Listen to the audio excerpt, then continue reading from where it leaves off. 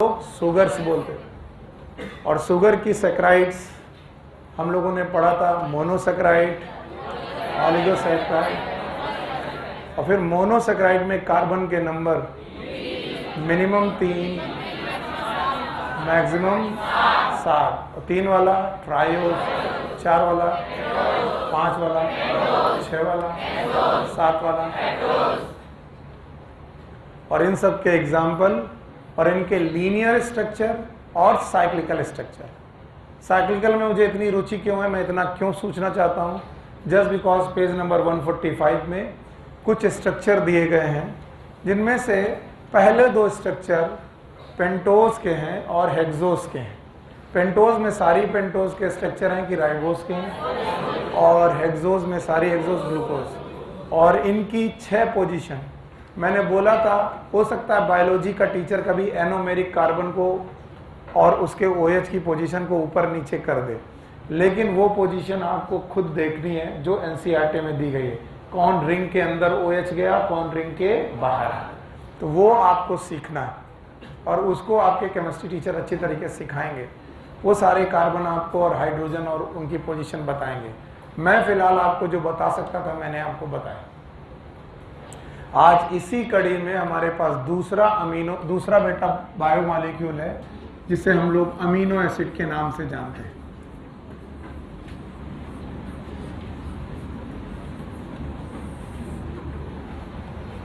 और पहला ही पॉइंट ये बताया जाता है कि amino acid they are derivative of methane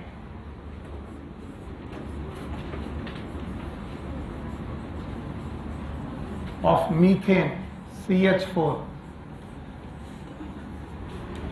लेकिन with some special group, कुछ स्पेशल ग्रुप के साथ मीथेन के डेरिवेटिव्स आगे चल के बेटा अमीनो एसिड बनाते हैं। और उन्होंने मीथेन के चारों हाइड्रोजन आपके सामने रखे, एक हाइड्रोजन, दूसरा हाइड्रोजन, तीसरा हाइड्रोजन और चौथा हाइड्रोजन, और बोला कि जब भी आपको इस मीथेन से अमीनो एसिड बनाना है तो कुछ पेक्यूलियर पैटर्न फॉलो करने पड़ेंगे। एक ही कार्बन के चारों हाइड्रोजन को रिप्लेस करना है। एक ग्रुप है NH2, that is known as amino group. Amino group. दूसरे में मैंने हाइड्रोजन को रिप्लेस किया by COOH group, that is known as acid group. अब एक साथ पढ़िए, एक साथ बोलो। तो there is amino group and acid group in different carbon और सेम कार्बन। तो ये बात याद रखना, ऐसा ना हो कि अमीनो ग्रुप भी हो और एसिड ग्रुप भी हो और 2 अलग अलग कार्बन में हो। मुझे एक ही कार्बन में अमीनो चाहिए, उसी में एसिड चाहिए। इसके अलावा एक H की जगह R चाहिए। R आप जानते हो इट इज एल्काइल ग्रुप और एराइल ग्रुप। अगर एरोमेटिक हुआ तो एराइल, और अगर एलिफेटिक हुआ तो alkyl. Alkyl group they are the carbon chain, और एक रहेगा H। तो basically not all amino acid, मैंने नहीं बोला not all amino acid, most of the amino acid are the chiral. कैसी हैं बताओ, ये और ये और ये और ये सब एक जैसे कि अलग अलग। क्या मैंने बोला all amino acid are chiral? ऐसा नहीं बोला। अब सुनो, ज्यादातर समय पर देखो, अच्छे बच्चे वो हैं जो कॉन्सेप्ट को समझने की कोशिश करते हैं। ज्यादातर समय पर इन 3 ग्रुप की पोजीशन चेंज नहीं होगी। चेंज NH2 की, H की, COH, because R is variable, ये कुछ भी हो सकता है, तो R वेरी करता जाएगा। और R के वेरिएशन के इनफाइनाइट तरीके हो सकते हैं। इनफाइनाइट वे से ये वेरी कर सकता है। अब देखना, कुछ लोग बोलेंगे सर आपने इनफाइनाइट वे की अमीनो एसिड पढ़ाई थी। मैंने ऐसा नहीं बोला। मैंने बोला कि R इनफाइनाइट तरीकों से बदल सकता है, लेकिन अमीनो एसिड अगर नेचुरल हैं, कैसी हैं, तो उनके R केवल 20 प्रकार से बदल सकते हैं, 20 टाइप से बदल सकते हैं। और इसीलिए amino acid are 20 amino acid. कितनी अमीनो एसिड है? तो वैसे पॉसिबिलिटी तो बेटा इनफाइनाइट है, इनडेफिनिट है, इनफाइनाइट है, कितना भी आर का कार्बन बढ़ा दो, लेकिन इन नेचुरल कंडीशन नेचर में हमारे पास केवल 20 अमीनो एसिड है। तो इतना पढ़ाने के बाद जो बच्चा इन चारों ग्रुप को ध्यान से सुन लेगा, एक ही कार्बन में NH2 हो, उसी कार्बन में COH हो, उसी कार्बन में H हो, and the same carbon it will have alkyl group. याद रखना, हमने जब पढ़ा था, आपको भी पढ़ाया गया होगा, COH ग्रुप के बाद वाला कार्बन इज अल्फा कार्बन। तो याद रखना, अल्फा कार्बन पर ही सब कुछ है। अल्फा कार्बन पर एल्काइल ग्रुप है, अल्फा कार्बन पर NH2 ग्रुप है, and that's why sometime these amino acid are also known as alpha amino. Why alpha amino? Alpha carbon पर NH2 ग्रुप होने की वजह से इसे बोलेंगे अल्फा अमीनो एसिड। तो याद रखना, इनका मेन फंक्शनल ग्रुप है एसिड, जिसकी अल्फा पोजीशन पर अमीनो ग्रुप है, जिसका आर पॉसिबिलिटी तो ये है कि वो इनफाइनाइट तरीके से बदल सकता है। इनफाइनाइट पॉसिबल वे हो सकते हैं, लेकिन इनफाइनाइट पॉसिबल वे से बदला नहीं है। नेचर ने उसे कितनी तरीके से बदला है? 20। इसलिए नेचर में कितनी बेटा अमीनो एसिड है? 20 अमीनो एसिड है। इतना अगर आपको आ गया तो मैं आगे बढ़ जाता हूं। बस एक बार पूछने का मेरा मन करता है, मैं पूछ लेता हूं। अमीनो एसिड आर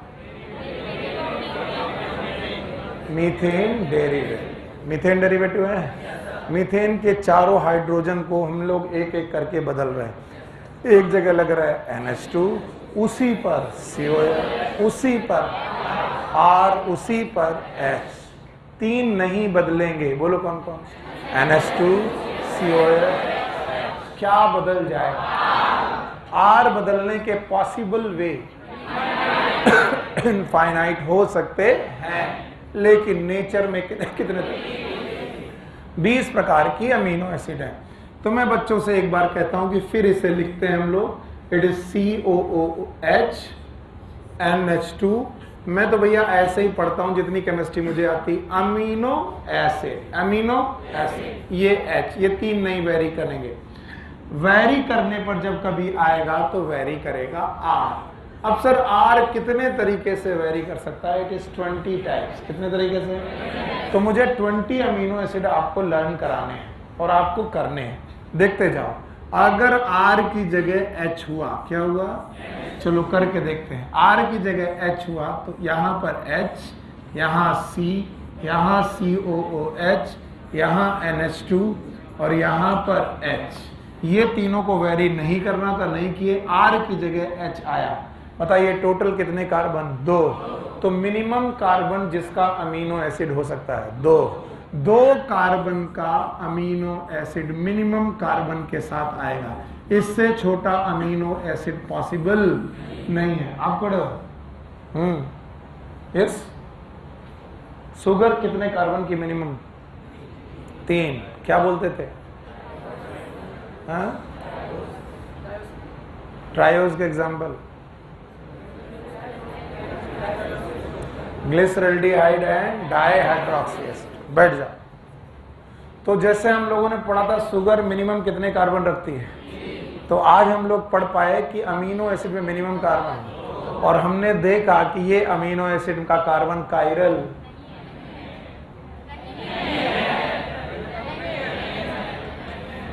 जुड़ा ही है, बेचारी बांध रही है, और तुम देख रही हो कैसे बांध रही है।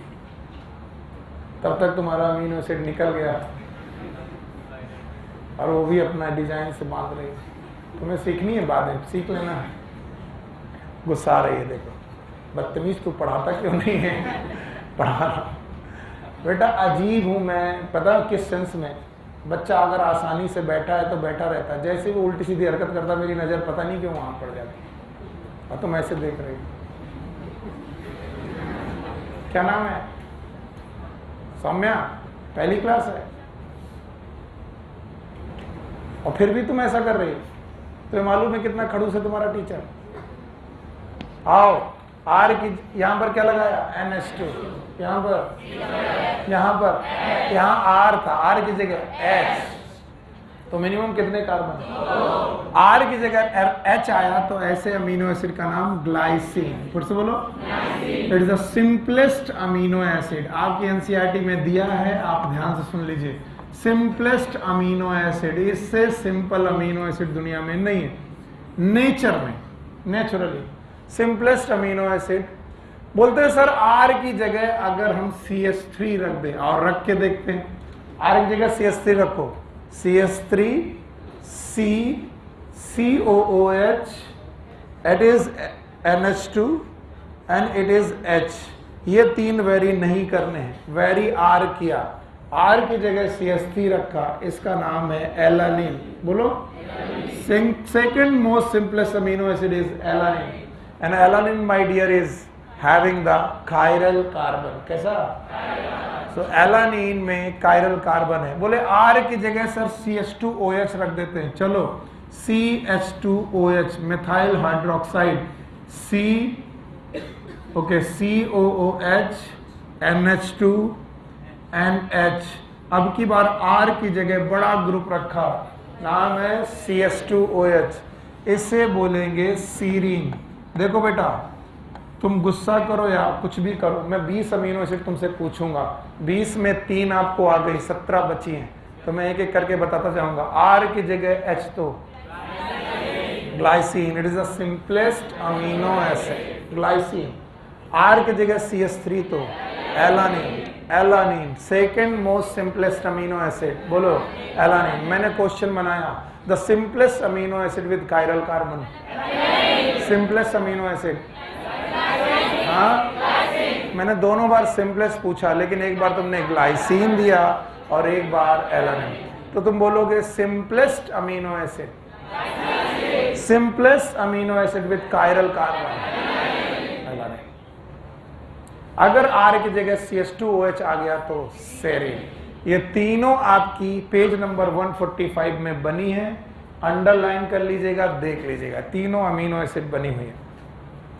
तो बताओ कौन से 3 ग्रुप बदलते नहीं हैं? NH2, COH और N। पक्का? चलो मैं हटा रहा हूं इसको। बताओ मीथेन में चारों हाइड्रोजन में एक जगह R, एक जगह NH2, एक जगह COH और एक जगह। मैंने बोला था अमीनो एसिड का बढ़िया नाम अमीनो एसिड है कि अल्फा अमीनो है, क्योंकि COH के बगल वाला कार्बन अल्फा, और अल्फा कार्बन पर ही क्या है NH2, and that's why it is known as alpha amino acid.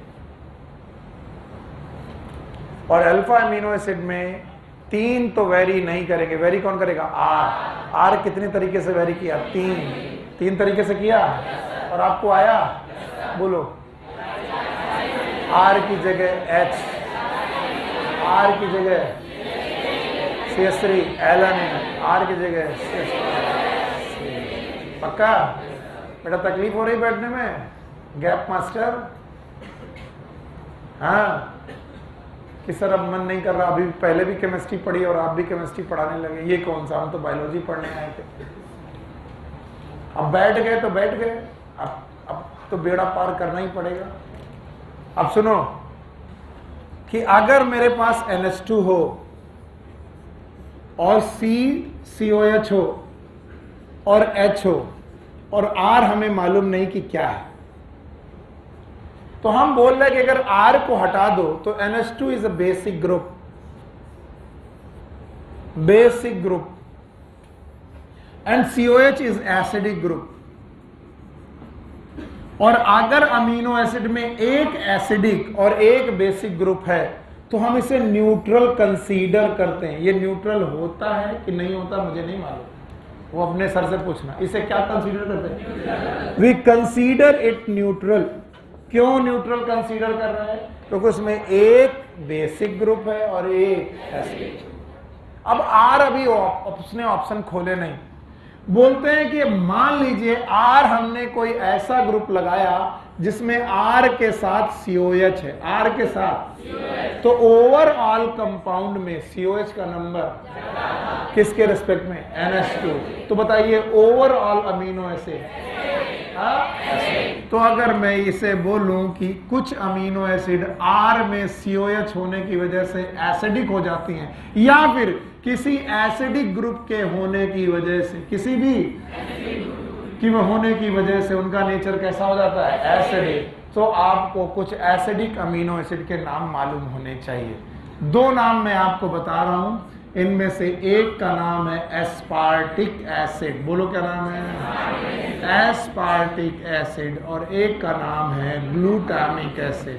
तो बेटा ये दोनों अमीनो एसिड भी आपको लर्न करने हैं। 3 और 2 5 अमीनो एसिड हो चुके हैं। पांचों के नाम: ग्लाइसिन, एलानिन, सीरीन, और इसके बाद एस्पार्टिक एसिड एंड ग्लूटामिक। और अगर यही कॉन्सेप्ट मैं दोबारा फिर से लिखूं कि मान लीजिए एक NH2 ग्रुप है, एक CCOH ग्रुप है और एक H ग्रुप है, इन 3 को तो वेरी नहीं कर सकते।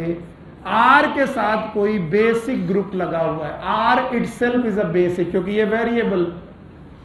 तो बताओ बेसिक लोगों का नंबर घटा कि बढ़ गया?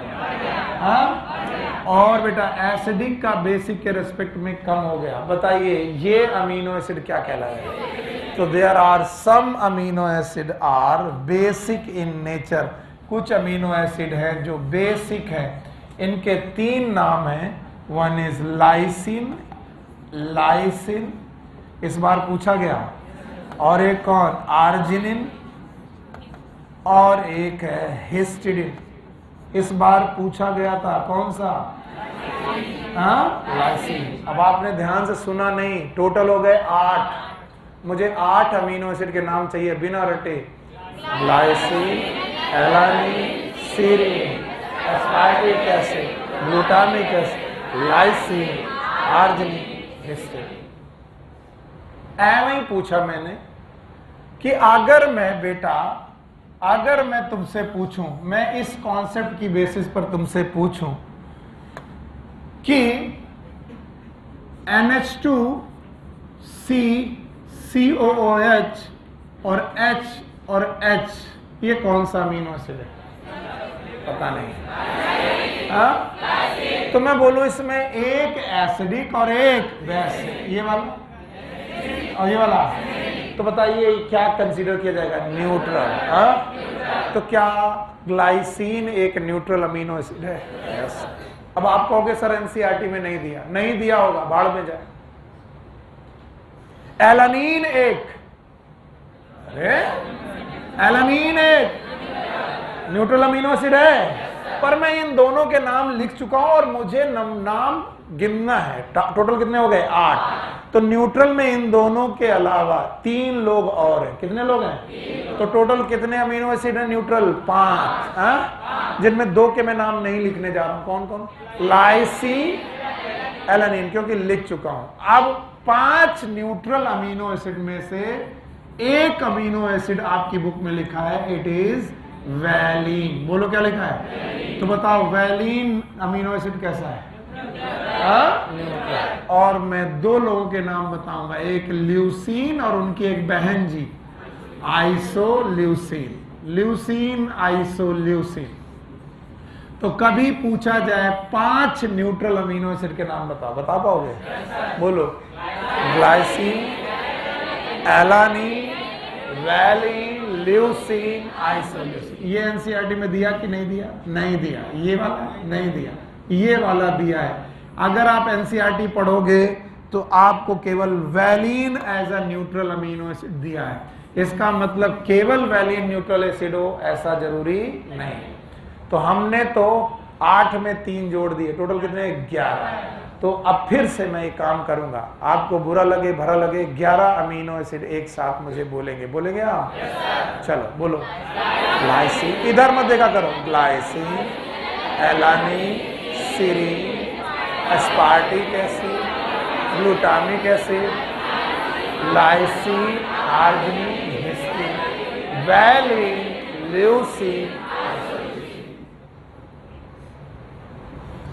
हो गया? सर नहीं हुआ, आया?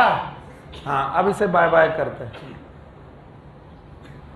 अगर कोई बच्चा ग्रुप ही पकड़ लेगा तो कभी नहीं भूलेगा। आर की जगह एच, CS3, CS2OS, 3 निकल गए। दूसरा group acidic, aspartic acid, glutamic acid. वो तो खुद ही अपना नाम एसिड बोल रहे। Now basic, lysine, arginine, histidine. फिर से लाइसिन, आर्जिनिन, हिस्टीडीन।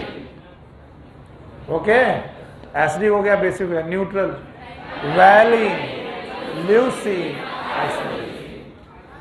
3, 2, 5, 3, 8, 3, 11। ओके, इसके बाद एनसीईआरटी बोलती है there are some aromatic amino acid.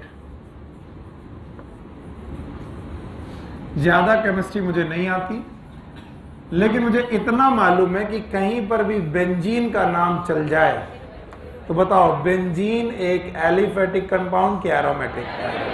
Sir aromatic, ये बेंजीन है। लेकिन मैं इसी कंपाउंड में अगर ये लगा दूं, इस ग्रुप का नाम फिनॉल, ये एल्काइल है कि फिनाइल है? अरे इतनी केमिस्ट्री तो तुमको बहुत पहले से आती है, हम कोई नई चीज थोड़ी ना पढ़ा रहे। बोलो क्या है? फिनाइल। ये बेंजीन का ग्रुप है, carbon containing, that is known as phenyl. चलिए इधर देखिए, अब मैं कुछ करने जा रहा हूं, मेरी मदद करिए। चलिए, C की के बाद COOH, यहां पर है NH2, ये वेरी नहीं करना, और यहां पर है H, यहां लगाया मैंने CH3। बुलाओ ये क्या है? भूल गए। अगर मैं इसका H एक कम कर दूं, CH2, और इसमें लगा दूं फिनाइल ग्रुप। कौन सा ग्रुप? बताओ, ये कौन सा ग्रुप? फिनाइल। फिनाइल ना होता तो क्या थी? एलानिन। तो पूरा नाम।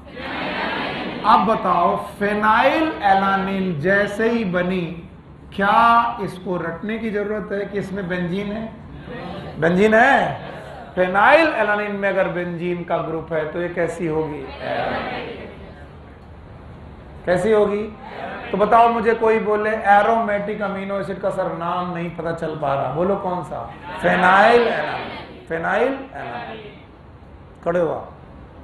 Yes yes yes. क्या नाम है आपका? हाँ, पहली क्लास है, पढ़ चुके हो? ऐसे ही मैंने कभी नहीं पढ़ाया तुमको, बस ऐਵੇਂ ही पूछ रहा हूं। तुमने कभी फिनाइल क्यूटोन्यूरिया नाम डिसीज सुनी है? अगर नहीं सुनी तो तुम्हें बताया गया होगा कि फिनाइल एलानिन किसमें चेंज होता है? टायरोसिन। फिर से बोलो। तो फिनाइल एलानिन अगर एरोमेटिक है, कैसा है? तो टायरोसिन भी क्या होगा? एरोमेटिक। तुमने नहीं पढ़ी, याद नहीं है? फिनाइल क्यूटोन्यूरिया। चलो अब की बार जेनेटिक्स मत छोड़ना, क्लास पढ़ना, बैठो। तो याद रखना, फिनाइल एलानिन के अलावा there is one more molecule, it is known as tyrosine. Tyrosine is a aromatic compound. Tyrosine के अलावा there is one more molecule, it is known as tryptophan. tryptophan का भी नाम बेटा एरोमेटिक में लिया जाता है। तो 11 में 3 जोड़ो, कितने हो गए? 14। एक साथ 14। आपको बुरा लगेगा, आपको मालूम, मुझे मालूम है बुरा लगेगा। एक साथ 14 बोलने हैं और बिना देखे बोलने हैं, वही लोग अच्छे लोग होंगे। बोलो। Glycine, alanine, serine, aspartic acid, glutamic acid, lysine, arginine, histidine, valine, leucine, isolate, aromatic. बताओ कौन सा? Phenyl alanine, tyrosine, tryptophan. Total कितने हो गए? 14।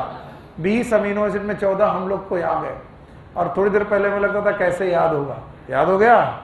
अब देखो, इतना पढ़ लेने के बाद 2-3 बातें और याद रखनी है। कुछ अमीनो एसिड सल्फर कंटेनिंग होते हैं। There are 2 amino acid which are sulphur containing, और सल्फर कंटेनिंग अमीनो एसिड में 2 एक है मिथियोनिन और दूसरी है सिस्टीन। Methionine and cysteine. तो 14 और 2 16। अच्छा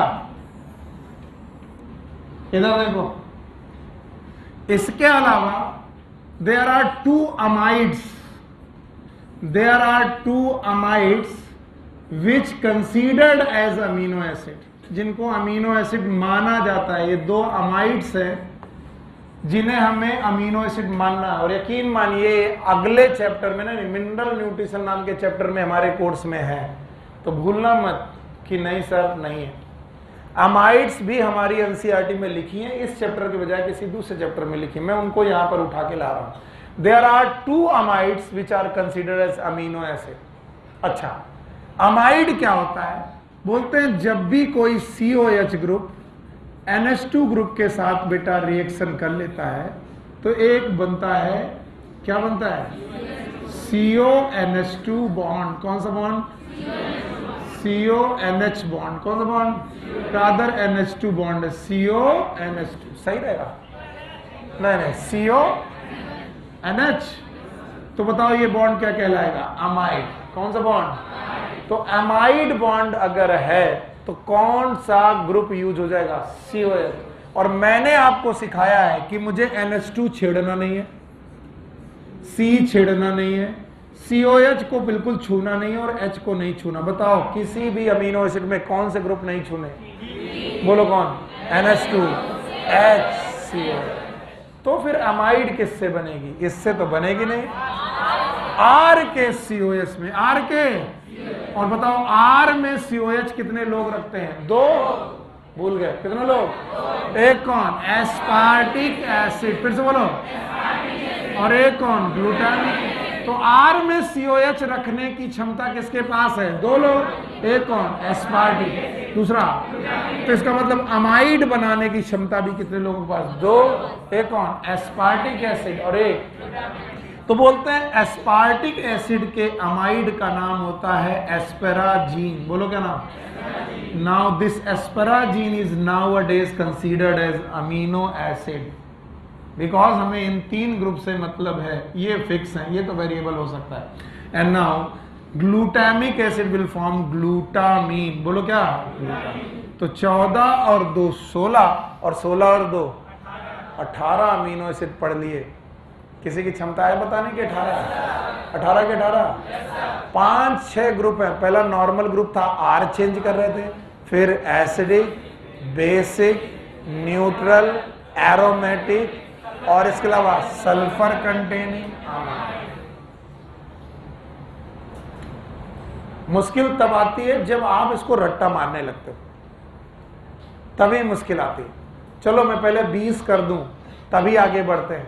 बोलते हैं 18 अमीनो एसिड के बाद 2 ऐसी अमीनो एसिड हैं जिनको हमें लर्न करना पड़ेगा कि अगर मुझे अमीनो एसिड के टोटल पॉइंट याद रखने हैं, टोटल पॉइंट मतलब 18 की 20 और ये कितने हैं? 18। तो मुझे टोटल पॉइंट याद रखने के लिए 2 अमीनो एसिड के नाम और याद रखने पड़ेंगे। Total point, T for threonine, T for threonine और पॉइंट फॉर प्रोलिन।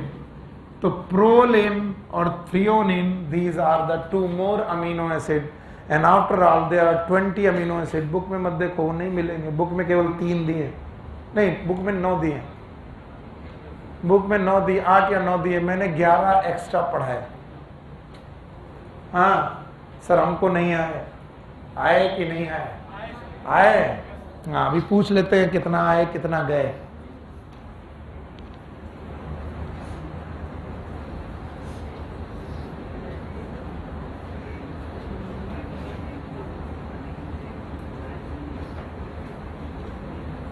कल सुना है भारत बंद है,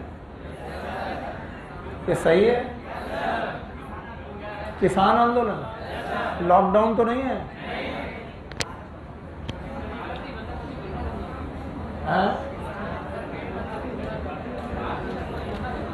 तो भारत बंद होने पर क्या होगा?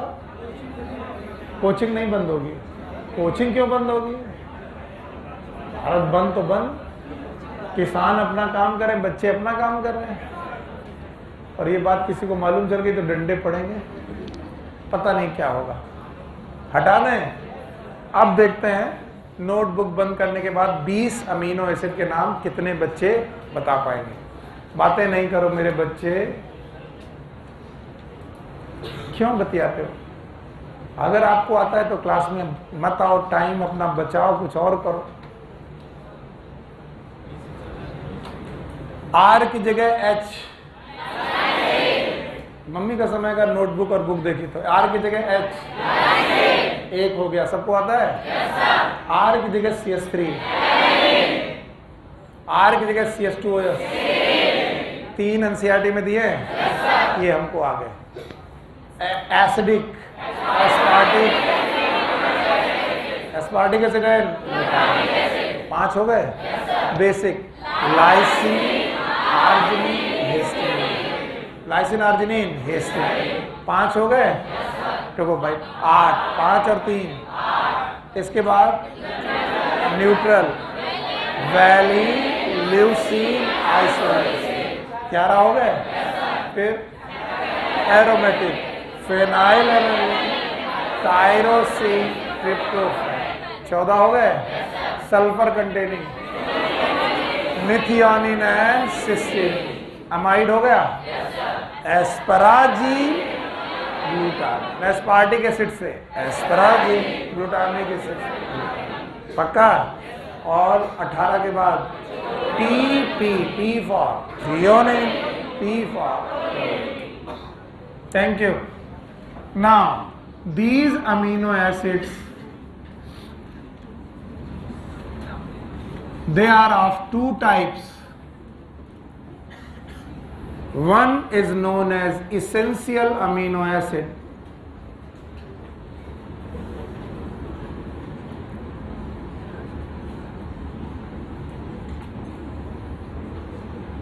दूसरे तरीके के अमीनो एसिड हैं जिन्हें हम बोलेंगे non essential amino acid.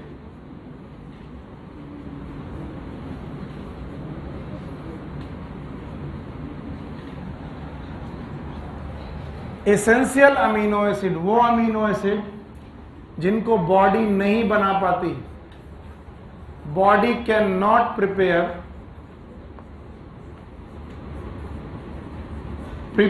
these amino acid. So these amino acid are taken from food. इसलिए ये अमीनो एसिड हमें फूड से लेने पड़ते हैं, और इसीलिए हम इन्हें इतना इसेंशियल मानते हैं कि अगर खाने में ये अमीनो एसिड नहीं है तो खाना बैलेंस है कि डिसबैलेंस, बेकार है, खराब है खाना। ये अमीनो एसिड होने चाहिए, इसको हमारी बॉडी नहीं बना पा रही। और non essential amino acid are the amino acid which are prepared in body. Body बना पा रही है इन्हें,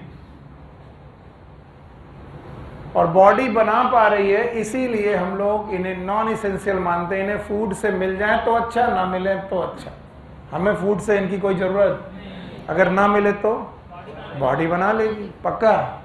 याद रखना, इसेंशियल अमीनो एसिड की एक लिस्ट है जिसका निमोनिक सदियों से वही है, जो हमारे समय में था वही आज भी चल रहा है। It is known as VIP, hall में TT, VIP हॉल में टेबल टेनिस, TT। ये इसेंशियल अमीनो एसिड को लर्न करने का निमोनिक्स है। VIP हॉल में TT, जिसमें से हर एक का full form V for valine, valine एक इसेंशियल अमीनो एसिड है।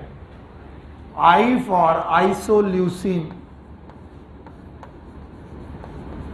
आइसोल्यूसिन एक इसेंशियल अमीनो एसिड है। P for phenyl alanine, phenyl alanine ये एक इसेंशियल अमीनो एसिड है। H फॉर हिस्टिडिन,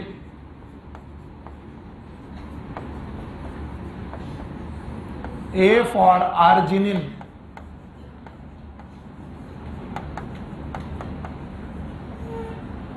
एलानिन नहीं है, arginine. L for leucine, L for lysine, Me for methionine,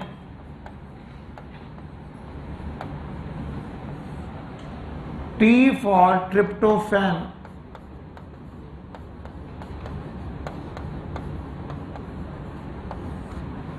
and T for threonine. Tyrosine का नाम मत लेना, टायरोसिन बॉडी बना लेती है, फेनाइल एलानिन से टायरोसिन बन जाता है, तो थ्रियोनिन। ये 10 अमीनो एसिड हैं, 1 2 3 4 5 6 7 8 9 10। 20 में से 10 ऐसी हैं जो इसेंशियल हैं। वीआईपी हॉल में टीटी,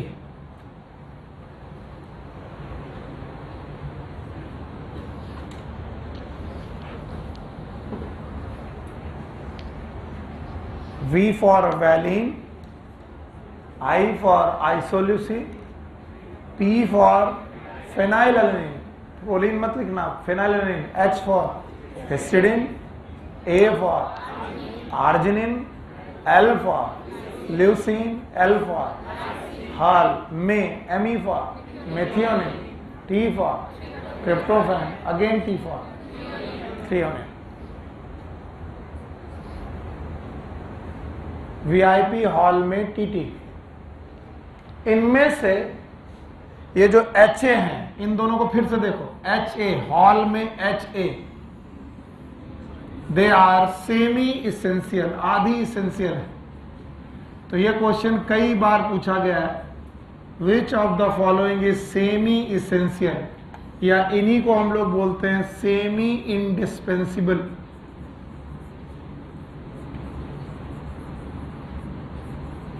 सेमी इंडिस्पेंसिबल। और सेमी इंडिस्पेंसिबल अमीनो एसिड में दो के नाम, एक का नाम हिस्टिडिन और एक का नाम आर्जिनिन।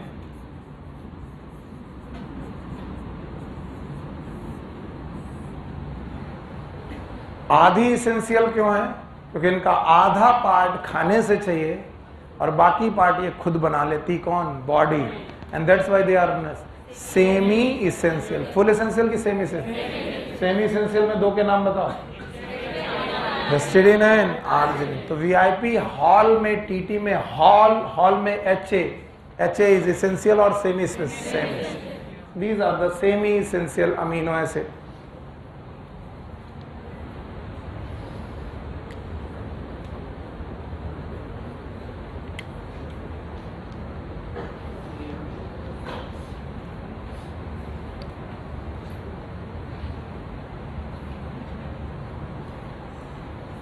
एसी चलाना भूल गया क्या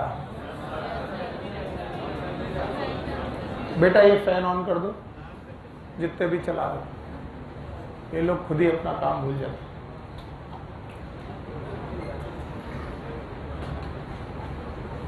अब जवाब दो, अमीनो एसिड कितने प्रकार के? हटा दें इसे, हाँ ठीक है। कितने प्रकार के? एक कौन? इसेंशियल। दूसरा जो बॉडी में बन जाए, जो बॉडी में ना बने, जिससे खाने से लेना पड़े, इसेंशियल। अच्छा बताओ, इसेंशियल को याद करने का कोई निमोनिक्स है?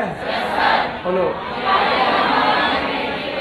तुम अपनी आदत सुधार लो, नहीं पिट जाओगे और तुम्हें बुरा लगेगा। बोलो। वीआईपी हॉल में V for, I for, P for phenylalanine, VIP hall for, H for, A for, L for, अगला है हॉल हो गया, methionine, T for tryptophan, T for threonine. अच्छा अब बताओ इसमें सेमी इसेंशियल कौन कौन? पक्का? Now properties of amino acid.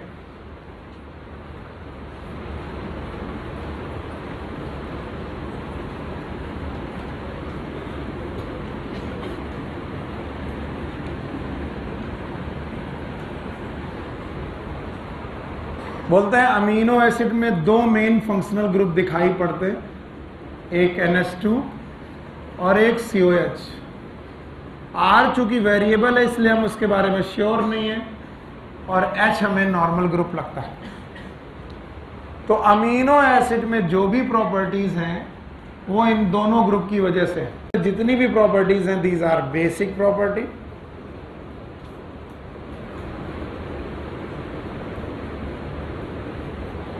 और COH ग्रुप की वजह से जितनी भी प्रॉपर्टीज हैं दीज आर एसिडिक प्रॉपर्टी।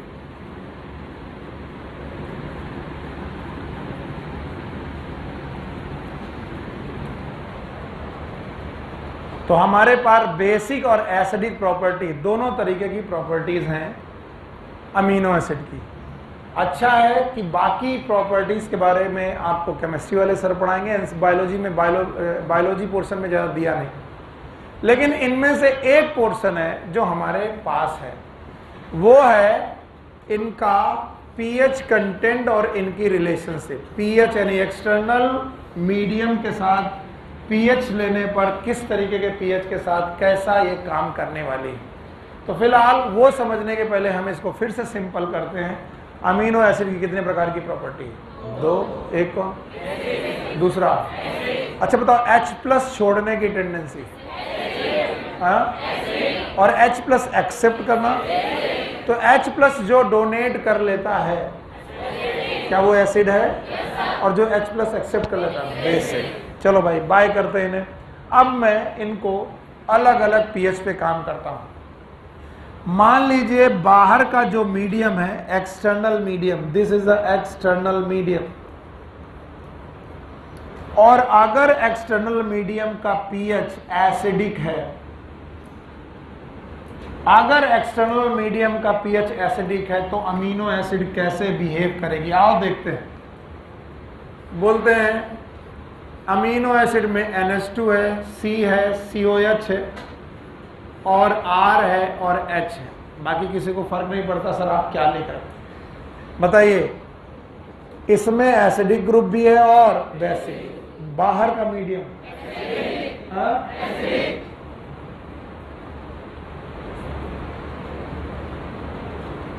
अगर बाहर का मीडियम एसिडिक है तो क्या नेचर होगा? इधर आओ आओ आओ, क्वेश्चन पूछ रहे हो, गुस्सा क्यों हो रहा है?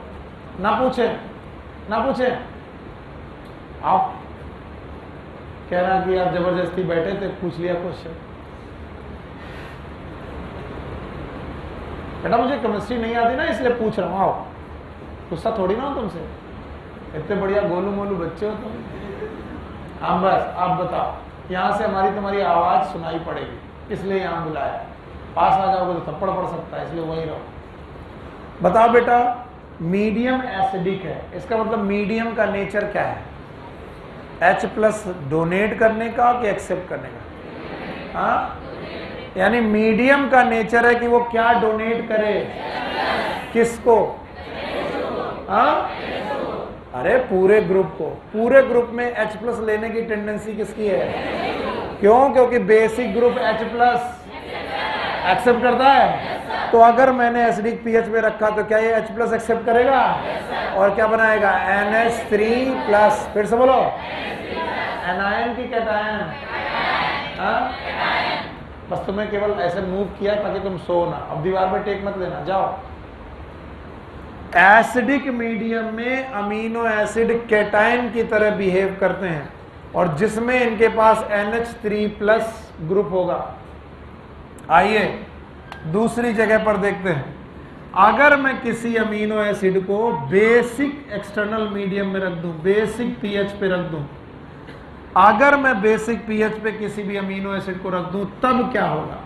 देखते हैं भाई क्या होगा। NH2COOH और ये रहा R, ये रहा H। अब बताओ एक्सटर्नल मीडियम की टेंडेंसी H+ डोनेट की एक्सेप्ट?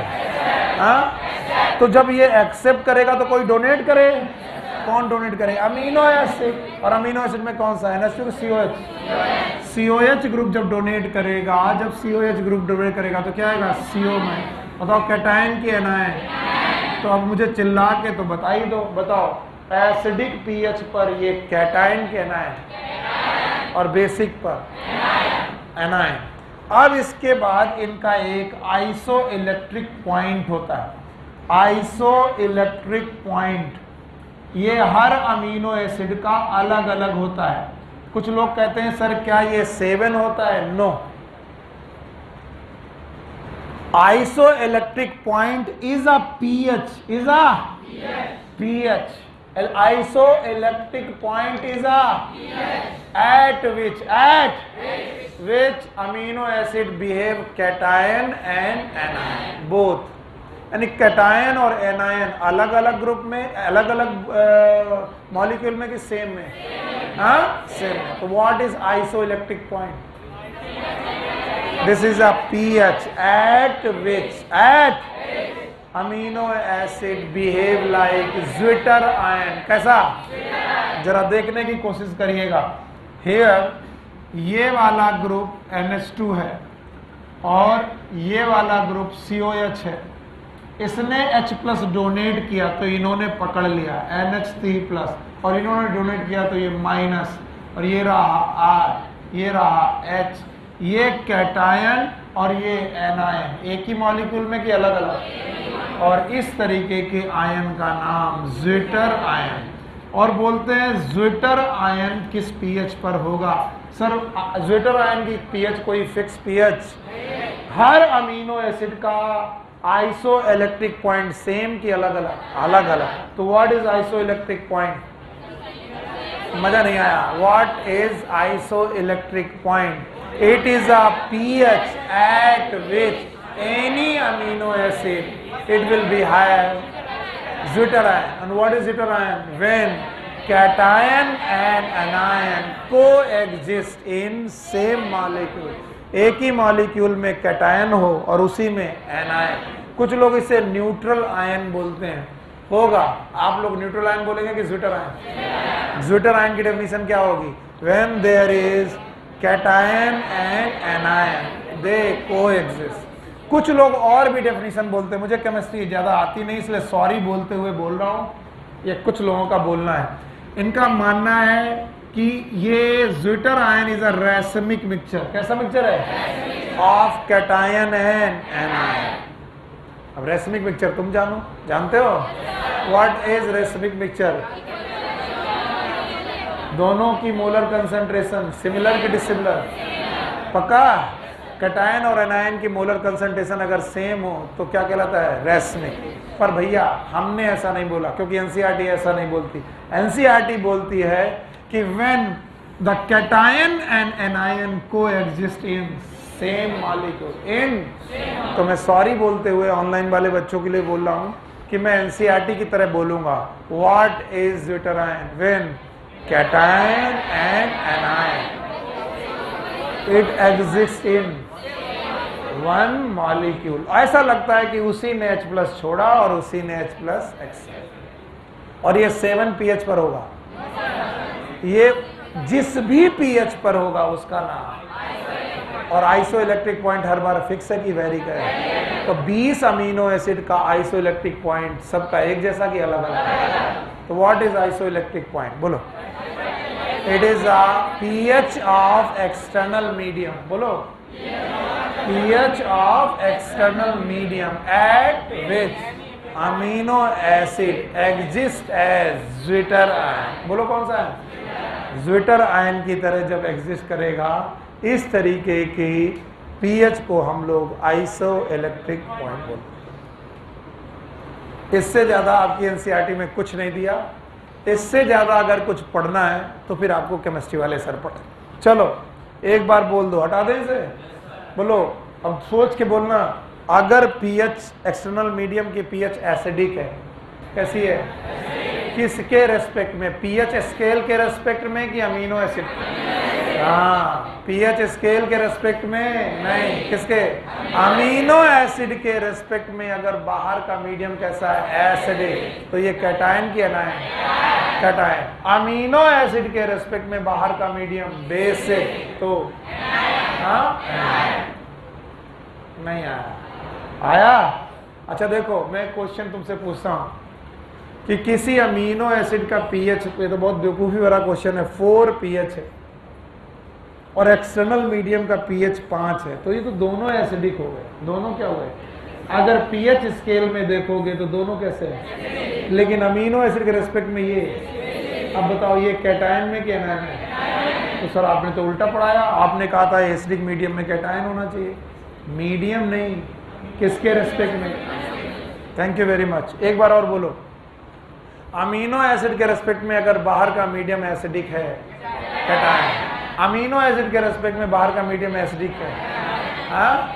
और अमीनो एसिड पर कभी कभी एक आइसो इलेक्ट्रिक पॉइंट होता है। क्या होता है? और वो ऐसा पीएच है जिस पर कैटायन एंड एनायन अलग अलग मॉलिक्यूल में कि एक ही सेम मॉलिक्यूल में कोई एग्जिस्ट करते हैं। और कुछ लोग इसे न्यूट्रल आयन बोलते हैं। अजीब बात है, आयन भी बोल रहे हो, न्यूट्रल भी बोल रहे हो, कैसा नाम ले रहे हो? सुनील सर केमिस्ट्री नहीं आती, इसीलिए मैं माफ़ी मांगते हुए बोलता हूँ भैया, न्यूट्रल आयन की ज्विटर आयन, तो जो उसका नाम बढ़िया वाला है वो न्यूट्रल आयन है कि ज्विटर? क्योंकि तुम आयन भी बोलोगे न्यूट्रल भी बोलोगे तो चलेगा नहीं, क्योंकि all the ion either positive either. You got my point? तो बताओ इसका नाम न्यूट्रल आयन की ज्विटर आयन? आगे बढ़ते हैं। आगे हमारे पास तीसरा मॉलिक्यूल है, it is fatty acid.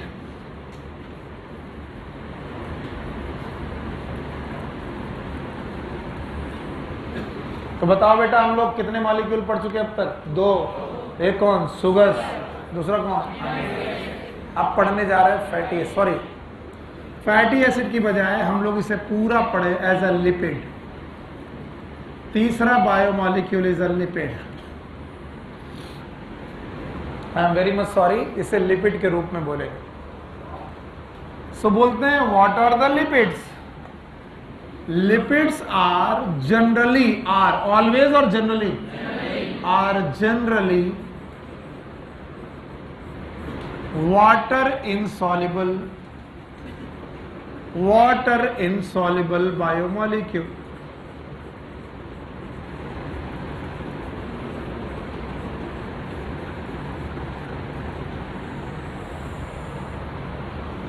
Lipid जो होते हैं वो जनरली वाटर इनसॉल्युबल मॉलिक्यूल हो सकते हैं। हो सकता है कोई एक आधा लिपिड तुम्हें ऐसा भी मिल जाए, मैं अभी पढ़ाऊंगा, जो वाटर सॉल्युबल हो। कैसा हो? तो बताओ ऑलवेज की जनरली? याद रखना, लिपिड को मैं 3 कैटेगरी में बांटता हूं। एनसीईआरटी ने ये 3 कैटेगरी बांट के नहीं लिखी। फिर तो सुनो, एनसीईआरटी में एक ही पैराग्राफ में 3 को लिखा गया है, लेकिन इतना कॉम्प्लेक्स तरीके से लिखा गया है कि आप उन्हें समझा नहीं पाएंगे, शॉर्ट आउट नहीं कर पाएंगे। इसलिए उसी पैराग्राफ को मैं 3 तरीके से डिवाइड करके पढ़ा रहा हूं। Lipids are how many types? 3 types. One is known as simple lipid.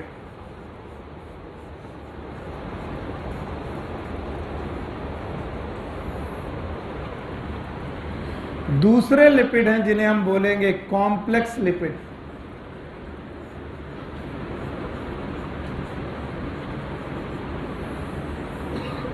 और तीसरे तरीके के लिपिड्स हैं, they are known as derived lipid.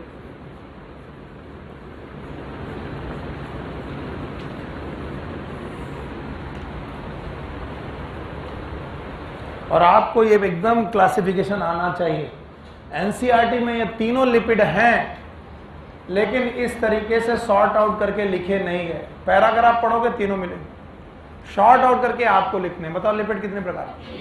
Number 1, दूसरा, तीसरा, डिराइव्ड। बोलते हैं सिंपल लिपिड की 3 कैटेगरीज हैं। There are 3 categories of the simple lipids. One is fatty acid,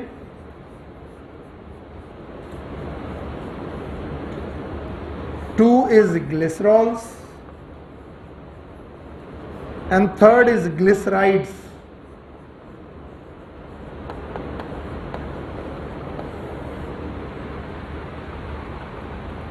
So simple lipid are of 3 types: fatty acid, glycerol, ये तुम जाने वाले हो, एकदम जागते रहो।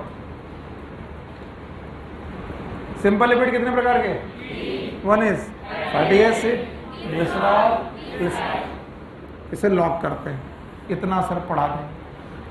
कॉम्प्लेक्स लिपिड का मतलब है lipid plus non lipid portion एक साथ आने लगे, लिपिड और नॉन लिपिड पोर्शन एक साथ आने लगे। जैसे हितेन खड़े हो, SCR, कौन? SER, what is SER? Smooth endoplasmic reticulum, याद है? ये बनाता था लिपिड, क्या बनाता था? और ये जाते थे गोल्गी बॉडी में, जाते थे, क्या बनते थे? हाँ, तो बताओ ग्लाइकोलिपिड में ग्लाइको इज लिपिड और नॉन लिपिड? ग्लाइको मतलब कार्बोहाइड्रेट, फिर से बोलो, और साथ में कौन? लिपिड। तो बताओ सिंपल है कि कॉम्प्लेक्स? हाँ, तो कोई बोले ग्लाइकोलिपिड इज सिंपल लिपिड और कॉम्प्लेक्स लिपिड? Complex lipid. इसके अलावा फॉस्फोलिपिड, बोलो कौन? अगर फॉस्फोरिक एसिड लिपिड में जुड़ जाए तो बताओ कौन सा लिपिड? तो इसमें लिपिड के साथ, बोलोगे नहीं तो कैसे आएगा?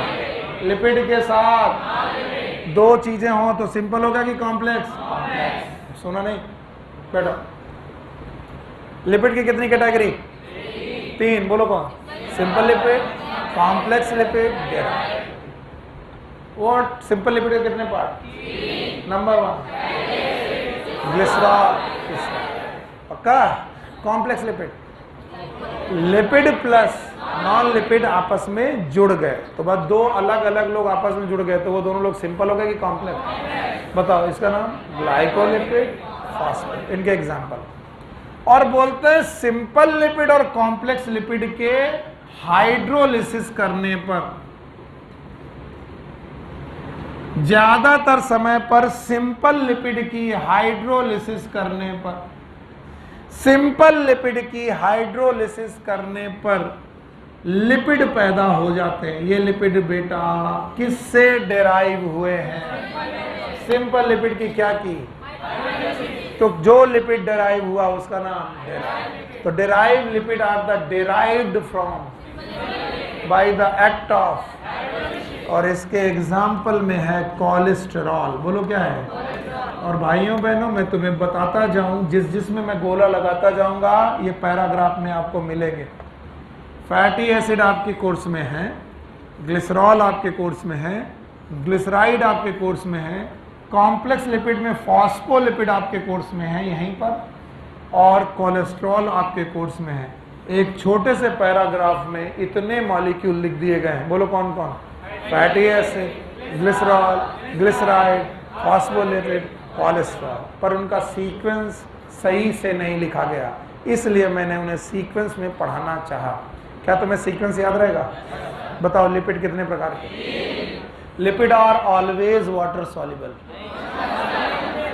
ऑलवेज की generally, lipid are generally water soluble के इनसॉल्युबल। ओके, बताओ कितने ग्रुप में? तीनों दिख रहे हैं? पहला, दूसरा, तीसरा। सिंपल में कितने? Number 1 glycerol.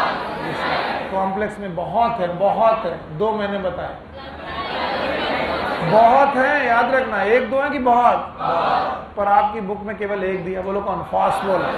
ग्लाइको भी नहीं दिया, मैंने ग्लाइको जबरदस्ती पढ़ाया। और बताओ डेराइव लिपिड में कोलेस्ट्रॉल कैसे आएगा? Hydrolysis of simple. तो जो सिंपल लिपिड से डेराइव हो जाए that is known as derive lipid. तो तुम्हें नहीं लगता कि पहले हमें क्या पढ़ना चाहिए? नहीं पढ़ना चाहिए? चलो आओ भाई, सिंपल लिपिड को डिटेल में पढ़ते हैं, बाय बाय करते हैं इसे। चलो, simple lipids,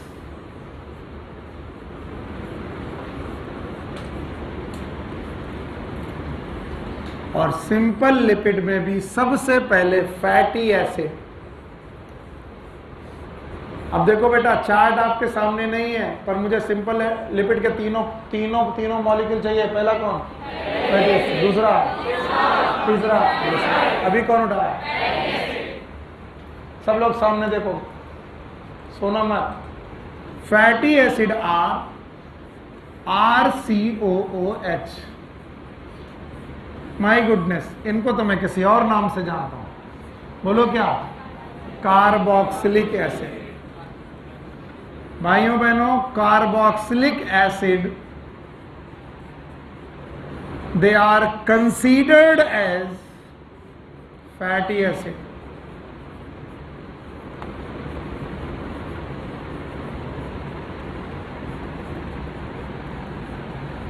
Carboxylic acid are considered as fatty acid, but every carboxylic acid cannot be considered as fatty acid. तो कुछ ना कुछ तो बेटा कंडीशंस होंगी. बोलते हैं अगर R में कार्बन का नंबर ऑफ कार्बन 1 से लेकर 19 तक वेरी करे, 1 to 19 वेरी करे, तब हम लोग इसे इस कार्बोक्सिलिक एसिड को फैटी एसिड बोलेंगे. अगर बेटा कार्बोक्सिलिक एसिड में R में क्या कार्बन का नंबर 1 से लेकर 19 तक वेरी करे, ये एनसीईआरटी है जो बोलती है. हमारे टीचर हमें कुछ और पढ़ाते थे, मैं लिख दे रहा हूं डरते हुए क्योंकि वो एनसीईआरटी के अगेंस्ट. वो कहते थे कि R में कार्बन का नंबर 2 से 19 तक बढ़ना चाहिए. 2 से 19 क्यों बोलते थे? सुनो, बोलते थे सुनील अगर तुमने R में कार्बन किया 1, कितना किया 1, अगर तुमने R में कार्बन 1 किया तो तुमको लिखना पड़ेगा CH3COOH. इस हिसाब से आपका एसिटिक एसिड एक फैटी एसिड माना जाएगा. मैंने कहा ठीक है सर. और बोलते हैं fatty acid they are derive from sugars. किससे डिराइव किए जाते हैं? सुगर. और सुगर्स में मिनिमम कार्बन कितने हैं? 3. तो अगर सुगर में मिनिमम कार्बन 3 है तो फैटी एसिड में भी कितने होने चाहिए? 3. इसलिए वो एसिटिक एसिड की बजाय CH3 CH2 COOH को पहला फैटी एसिड मानते थे. और उनके हिसाब से फैटी एसिड में मिनिमम कितने कार्बन होती है? 3. 2 अगर R में तो 1 COH. गड़बड़ कर रहे भाई साहब? कोई मतलब नहीं, किसी ने सुना ही नहीं. बोलो फैटी एसिड का फॉर्मूला, इससे क्या बोलेंगे? Considered as. सारे के सारे carboxylic acid they are considered as fatty acid. क्या कुछ है? क्या कार्बन में कार्बन का नंबर पूरे मॉलिक्यूल में कि R में? पूरे मॉलिक्यूल में कि R में? R में कितना होना चाहिए? Minimum 1, maximum 19. अगर मिनिमम 1 हुआ तो बताओ R में 1 और COH में 1, तो टोटल कार्बन 2 से लेकर 20 कार्बन तक, यानी मिनिमम कार्बन जिसका फैटी एसिड पाया जाना चाहिए 2, अकॉर्डिंग टू. सो मत जाओ अकॉर्डिंग टू.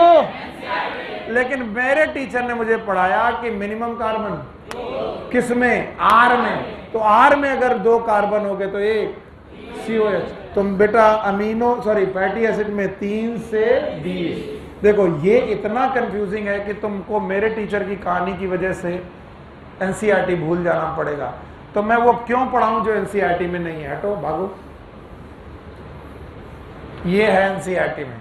मैंने इसलिए पढ़ा दिया क्योंकि कंफ्यूजन बहुत होता है. फिर बाद में लोग लड़ते हैं मुझसे, सर एक बुक में 3 से 19 दिया है, आपने 2 से 20 दिया. अब बताओ R में कितना कार्बन? अगर R में 1 तो COH में तो 1 और 1, तो मिनिमम कितने कार्बन का फैट? 2.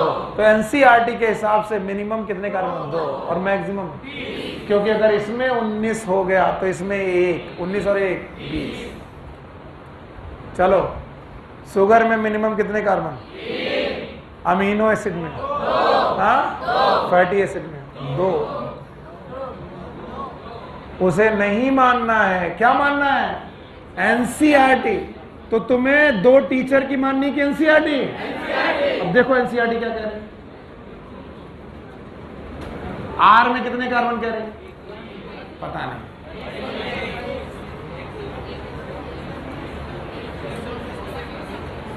R में कितना? तो अगर R में 1 तो COH और 1 तो कितना? 2. और R में 19 तो COH में 1, टोटल 20. तो बताओ कितना? 2 से 20. कंफ्यूज हो अभी भी? तो मैंने ही तो कंफ्यूज किया है, क्योंकि मैंने रियल चीज पढ़ाने की कोशिश की, मैंने कंफ्यूज कर दिया। फिर से बोलो, क्या RCOH को फैटी एसिड बोलेंगे? No sir. लेकिन किसी भी RCOH को? क्या फॉर्मिक एसिड एक फैटी एसिड है? नहीं है। क्यों? क्योंकि मैंने डिसाइड किया है कि R में मिनिमम कार्बन A और मैक्सिमम, अगर R में 1 हुआ तो 1 किसका मिलेगा? COH। तो R में 1, COH में 1, 2 कितने हुए? 2। तो मिनिमम कितने कार्बन का पैड? 2 कार्बन से 20 कार्बन तक टोटल बेटा होंगे, और वो क्या कहलाएंगे? Fatty acid. अभी भी नहीं आया? कितने लोगों को नहीं आया? हाथ उठाओ।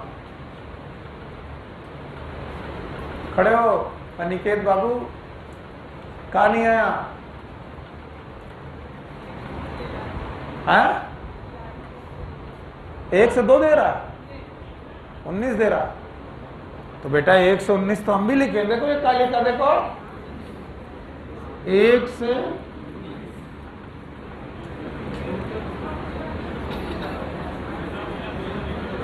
अच्छा, ये 1 से 19 अनिकेत कहां दिया है?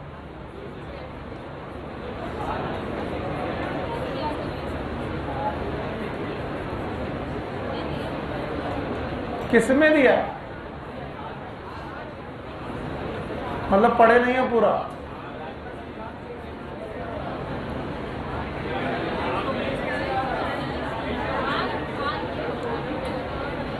अनिकेत, अरे एक मिनट बंद करो यार, ये शोर की वजह से मेरे को सुनाई नहीं पड़ रहा।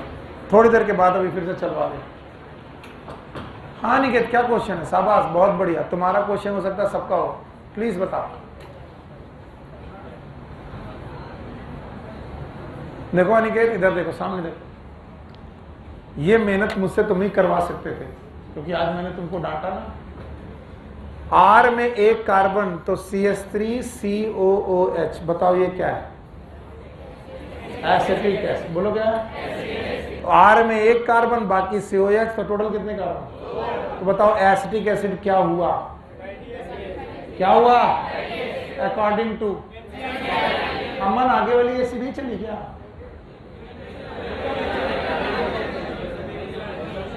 आप इधर देखो, बाकी रूम को करने दो। अगर R की जगह पर, R की जगह 2 कार्बन तो देखो CH3 CH2 COH, बताओ इस एसिड का नाम? Propionic acid. बोलो कौन? इसका नाम? इसका नाम? क्या ये फैटी एसिड है? अब R की जगह अब R में 3 कार्बन, CH3 CH2 CH2, ये 3 कार्बन R में, और फिर COH, टोटल कितने? 4। बोलो कहाँ? ब्यूटाइलिक एसिड। फिर से बोलो। अच्छा, अब देखो CH3 CH2 CH2 CH2 COOH, कितने कार्बन? 5। बोलो पेंटेनोइक एसिड। फिर से बोलो। हाँ, सबके ट्रिवियल नेम बोलो। पहला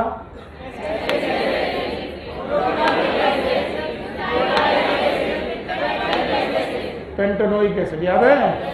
आप जानते हो इन सब में कौन वेरी कर रहा?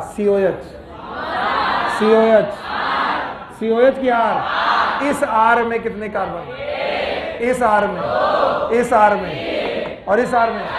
और ऐसा कितना वेरी कर सकते हैं? 19 तक, 20 तक नहीं, 19 कार्बन की चेन ले जाओ।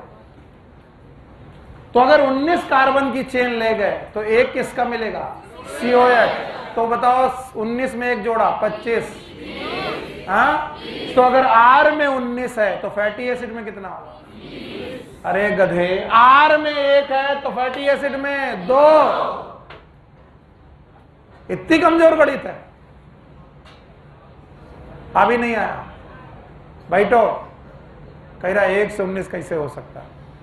2 से 20 कैसे हो गया? एनसीईआरटी में 1 से 19 लिखा है। अरे बेवकूफ, अगर R में 1 कार्बन तो अगला कौन है? COH, तो उसमें का तो जोड़ोगे ही। तो बताओ टोटल 2।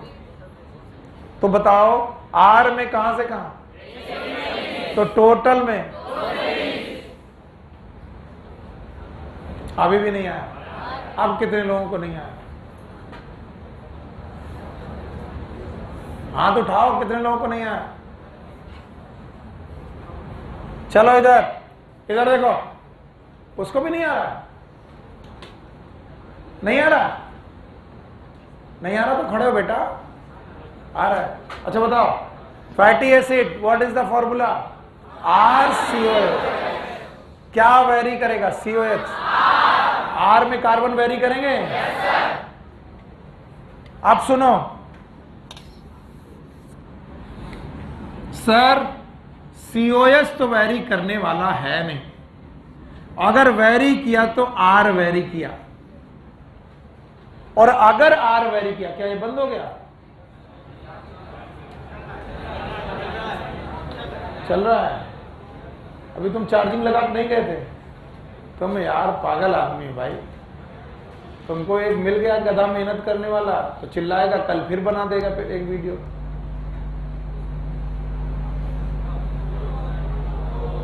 हो नहीं,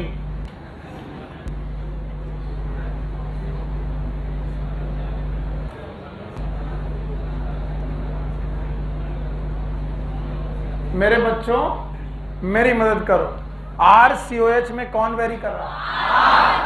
R में कार्बन का नंबर वेरी कर सकता है? yes, अब अगर मान लो R में जितने भी कार्बन है, जितने भी कार्बन है, मुझे नहीं मालूम कितने कार्बन है, उनके बीच में अगर केवल सिंगल बॉन्ड है, कैसा बॉन्ड है? सिंगल बॉन्ड इज सिग्मा की पाई? सिग्मा बॉन्ड, सिग्मा बॉन्ड है। yes, और सिग्मा बॉन्ड इज सैचुरेटेड क्या सैचुरेटेड? हाँ, सैचुरेटेड। तो आपको मालूम है अगर किसी फैटी एसिड के R में सारे बॉन्ड सैचुरेटेड है, कैसे? तो ऐसे फैटी एसिड को बोलेंगे सैचुरेटेड फैटी एसिड।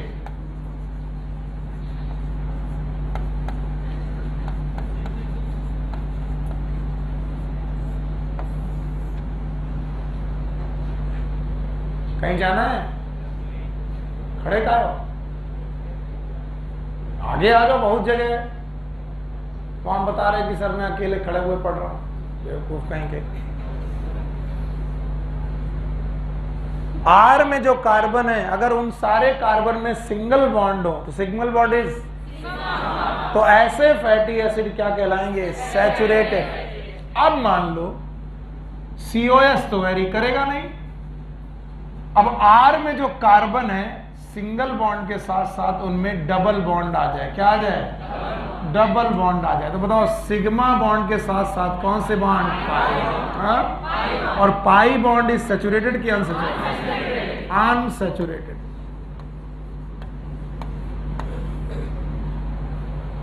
तो ऐसे फैटी एसिड जिनमें पाई बॉन्ड पाए जाए सिग्मा बॉन्ड के साथ साथ, इन्हें बोलेंगे अनसैचुरेटेड फैटी एसिड।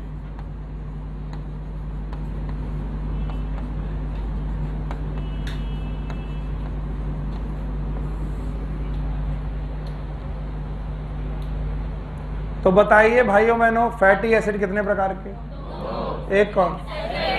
दूसरा सॉरी, ये जब तक ऐसे लिखा रहेगा तुम्हारे कुछ भी पल्ले नहीं पड़ेगा, क्योंकि ये मैं समझा रहा हूं, आपको कितना समझ में आ रहा है आप जान।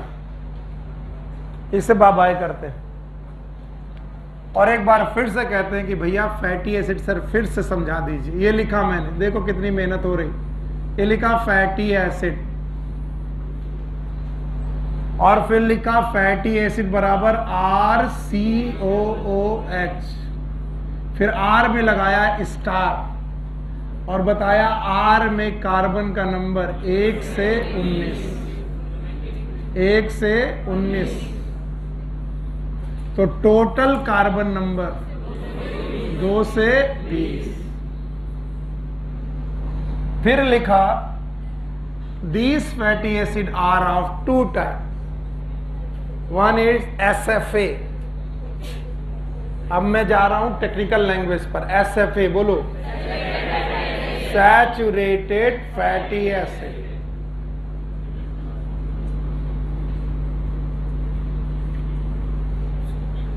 और दूसरे है UFA, अनसैचुरेटेड फैटी एसिड।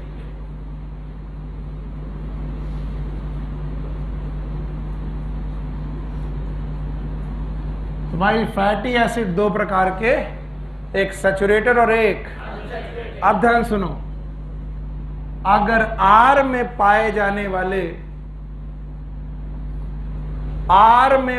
जाने वाले जितने कार्बन हैं उनमें केवल और केवल सिग्मा बॉन्ड है, साथ में COH है, ऐसे सारे fatty acid saturated fatty acid कहलाएंगे। जैसे एसिटिक एसिड इज, पता नहीं, हाँ अच्छा, प्रोपियोनिक एसिड इज, लेकिन ये सब हमारी बुक में नहीं दिए हैं, बुक में दिया गया है पामीटिक एसिड।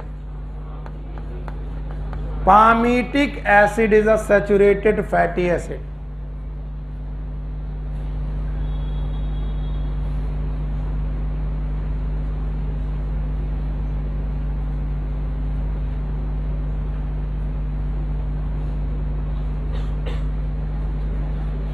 कहां, इधर कहां, टोपी, खड़े हो, उधर कहां, मन नहीं लग रहा,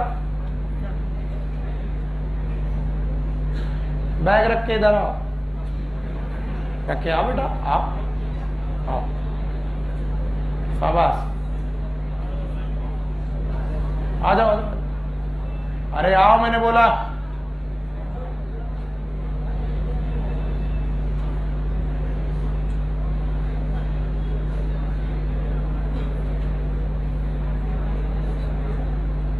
मन नहीं लग रहा, बस मन नहीं लग रहा,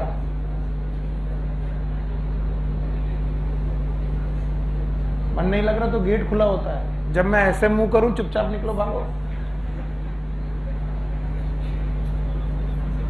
बैठे रहने का क्या मतलब। R में क्या COH तो वेरी नहीं करेगा फैटी एसिड, क्या वेरी करेगा, R में कार्बन का नंबर कहां से कहां, पता ही नहीं, कौन से लोग की बात चल रही पता ही नहीं चल रहा।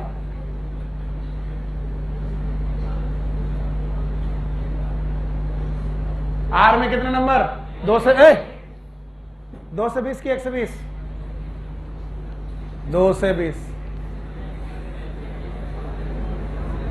उधार में पढ़ाने के लिए भेजे गए हो क्या,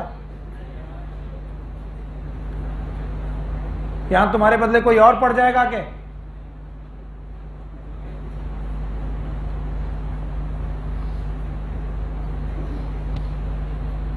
खड़े रहो यहीं पे। RCOOH क्या वेरी नहीं करेगा, क्या वेरी करेगा, R पत्थरों का बना होगा, कार्बन का बना है, बहुत सारे कार्बन, लेकिन सिग्मा बॉन्ड, हाँ? अभी मैंने एक नाम लिया, खड़े रहो, बदतमीजी की तो मैं भगा दूंगा और कभी नहीं आने दूंगा। मुझे किसी की पर्सनल लाइफ और किसी की चीज से कोई मतलब नहीं रहता जब तक कि आप जवाब देते रहते हो। या तो तुम मुझे बताओ कि सर आप नहीं पढ़ा पा रहे, चेंज करो, निकलो। और अगर तुम ये कहते हो कि मैं पढ़ा ले रहा हूं तो फिर तुम क्यों नहीं पढ़ रहे हो।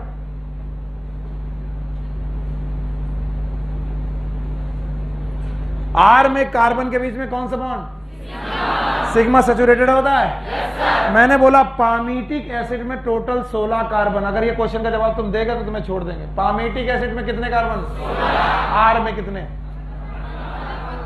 10। क्यों, अब तुम लोगों से पूछा ना, एक COH से, और वो भी उधार की जिंदगी जाकर बचे हो, भागो यहां से।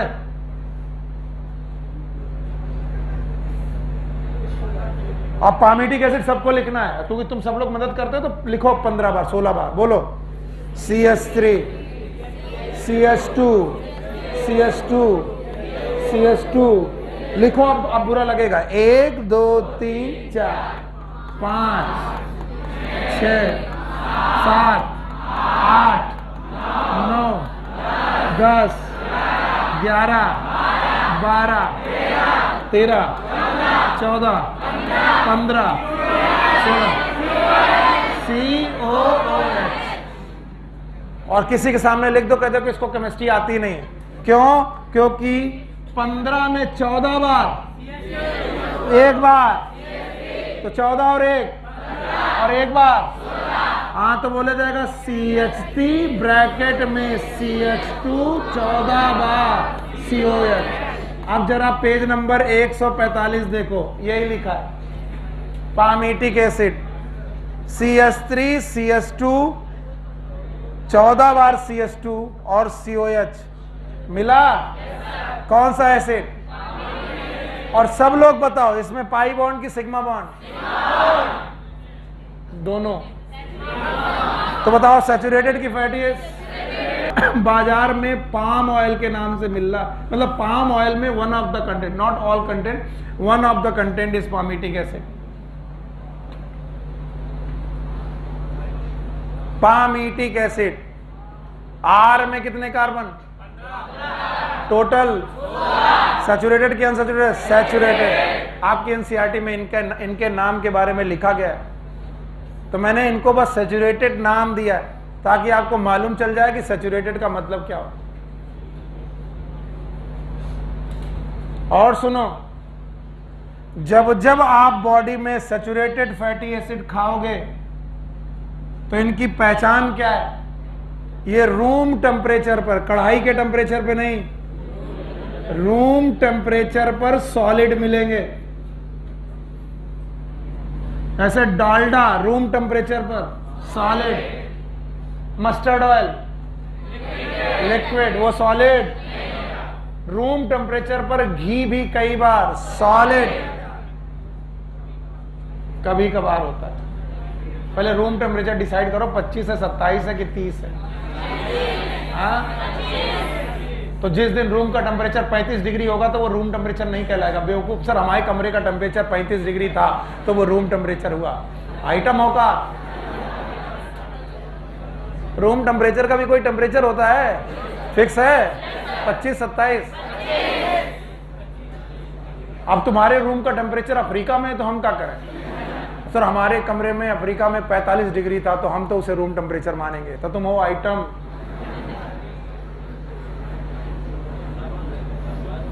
और STP सुनो, STP स्टैंडर्ड टेम्परेचर। क्या है स्टैंडर्ड टेम्परेचर? 25 के 27,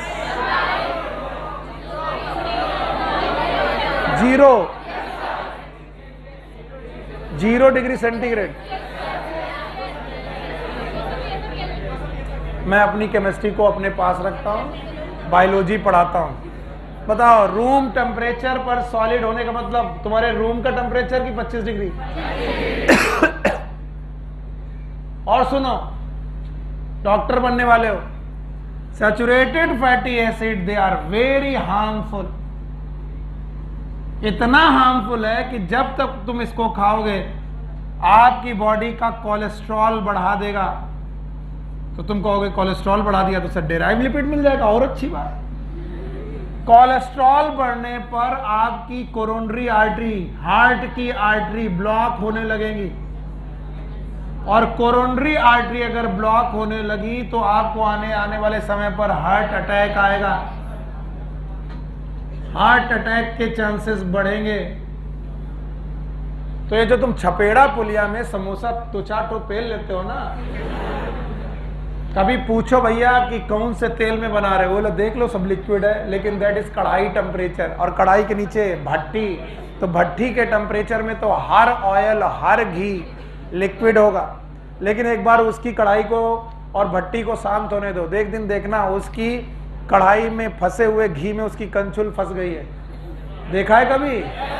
इतना सॉलिडिफाई होता है वो कि कंचुल फंस जाती है। अरे बाप रे, ये किस पे खिलाते हो? ये मतलब रूम टेम्परेचर पर सॉलिड। इसका मतलब समोसा अगर इसमें बना के खिलाया है तो तुम हमको क्या खिला रहे हो? सैचुरेटेड। इसका मतलब क्या बढ़ रहा है आने वाले समय पर? और खिलाओ, खिलाओ। हाँ यस सर। इसीलिए आजकल कार्डियक अरेस्ट के, हार्ट अटैक के चांसेस बढ़ रहे हैं। लोग अपने खान पान में समोसा, पिज्जा, बर्गर, किसी ने देखा कि वहां पर कौन सा ऑयल यूज हो? क्या बोला सर, डोमिनोज है, अच्छा ही करता होगा। इतने बदतमीज लोग हैं, वो पाम ऑयल में बना बना करके तुम्हें खिला रहे हैं। मम्मी समोसा खाना है, बाहर से खा लाए, तुम खा के आए डालडा में बना हुआ। डालडा मतलब लिक्विड की सॉलिड। मम्मी ने कहा बेटा वहां का मत खाओ, वहां का अच्छा नहीं होता, मैं घर में बना दूंगी, वनस्पति ऑयल नहीं बल्कि मस्टर्ड ऑयल में बनाऊंगी। बोले नहीं मम्मी तुम्हारे में वो स्वाद नहीं है। जब तक भैया आलू को पसीने में पहुंच कर और आटा गूंथते वक्त पसीने की 2-4 बूंद ना गिरे तो सर वो नमकीन कंडीशन आती नहीं। याद रख लो, सैचुरेटेड फैटी एसिड कभी भी मिलेगा आपकी बॉडी का कोलेस्ट्रॉल बढ़ जाएगा। किसी के यहाँ तुम गए, मेहमान नवाजी में वो इतना खुश और इतने दिन बाद आए, भाई सालों बाद आप आए हो, आज तो पूड़ियां खानी पड़ेगी। पहले तो बोलो हमें पूड़ियां खानी ही नहीं है। नहीं भाई पूड़ियां तो खानी पड़ेगी। अब वो बोले कि देसी घी में बनवाए, बोले बिल्कुल मत बनवाओ। बोले ऑलिव ऑयल, तो ऑलिव ऑयल था नहीं, तो काहे में बनवाओगे? बोले सर मस्टर्ड ऑयल में बना दो क्योंकि वो रूम टेम्परेचर पर लिक्विड है। तो कोई ऑफर करे देसी घी में खाओगे कि मस्टर्ड ऑयल में?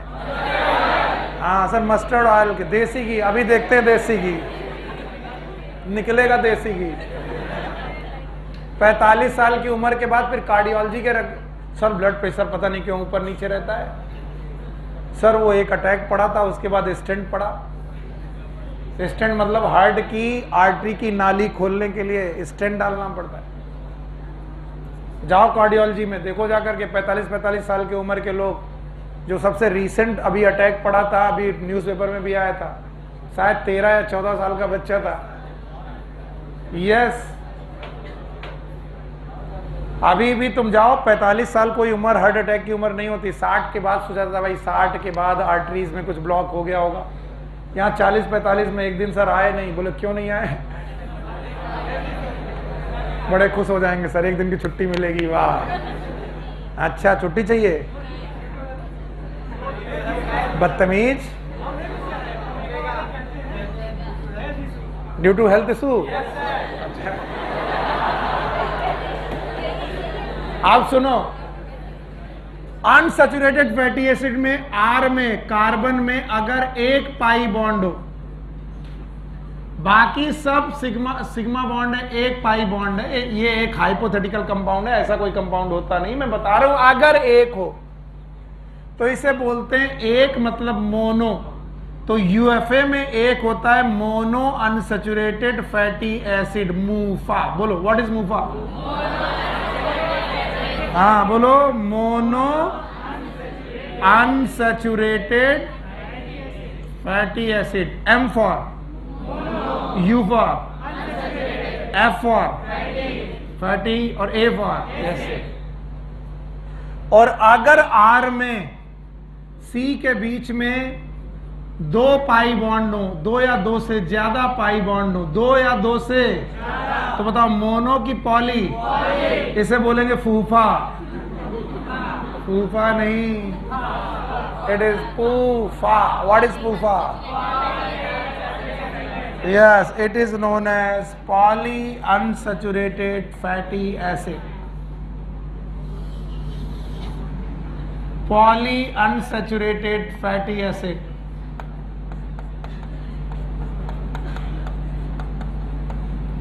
तो बताओ अनसैचुरेटेड फैटी एसिड कितने प्रकार के? 2। एक कौन? मूफा और एक ऊफा। सुनो, और इन बॉन्ड की पोजीशन के हिसाब से सेकंड जो डबल बॉन्ड या ट्रिपल बॉन्ड है वो किस पोजीशन पर है, इस बेसिस पर ओमेगा, अल्फा, बीटा इस तरीके के अमीनो एसिड पढ़े जाते हैं। क्या तुमने कभी ओमेगा सुना है? अमीनो एसिड नहीं सुना? नहीं सुना, छोड़ो भैया। आई एम सॉरी, मैं गलती पढ़ा रहा हूं। ऊफा, ऊफा कितने प्रकार के? 2। एक कौन? मूफा और एक, what is मूफा? Mono unsaturated fatty acid. कितने डबल बॉन्ड? और पूफा पॉली अनसैचुरेटेड फैटी एसिड। कितने? एक कि एक से ज्यादा? क्या? डबल बॉन्ड या फिर ट्रिपल बॉन्ड। अब ध्यान सुनो, मूफा के एग्जाम्पल हैं, यस ध्यान से, oleic acid, oleic acid is the example of MUFA.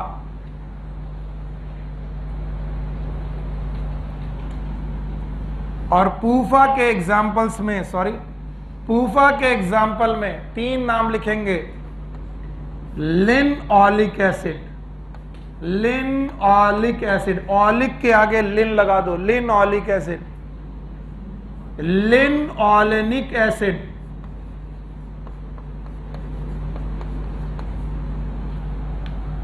और तीसरा है एराकिडोनिक एसिड, एराकिडोनिक एसिड।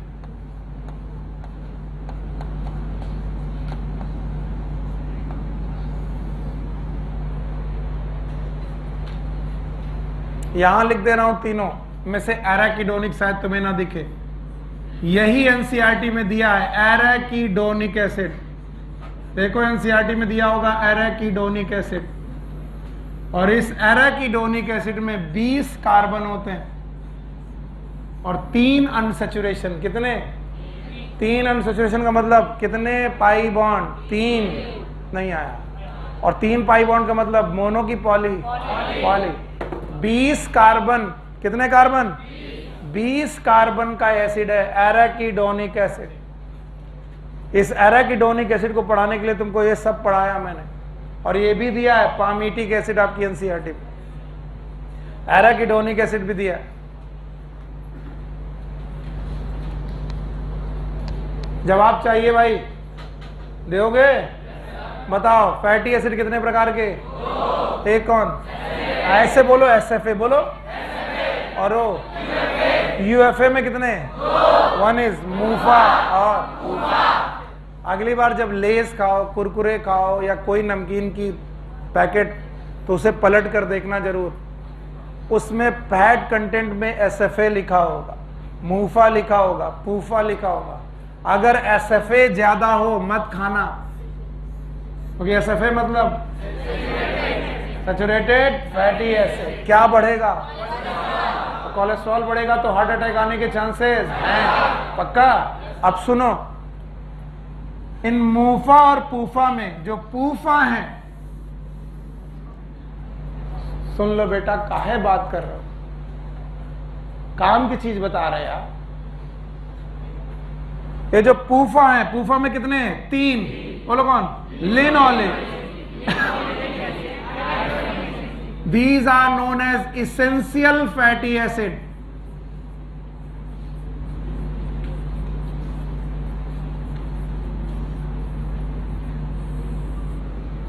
अभी थोड़ी देर पहले एसेंशियल अमीनो एसिड पढ़ाया था, अब क्या पढ़ा रहा हूं? तो वो अमीनो एसिड में एसेंशियल थे ये, इसका मतलब इसे बॉडी बनाती है कि नहीं बनाते? क्या इसे हमें खाने में लेना पड़ता है? These are essential fatty acid. और सुनो, ये क्वेश्चन कई बार पूछा गया है, अब तो खैर एम्स अलग से नहीं हो रहा, एम्स और ऐसे एग्जामों में कि इसेंशियल फैटी एसिड के एग्जाम्पल बताओ। बोलो, लिनऑलिक,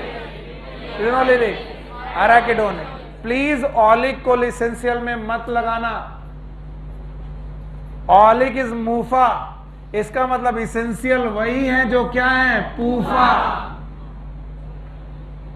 पॉली अनसैचुरेटेड फैटी एसिड, और अनसैचुरेटेड फैटी एसिड चाहे मूफा हो चाहे पूफा हो, they are liquid at room temperature.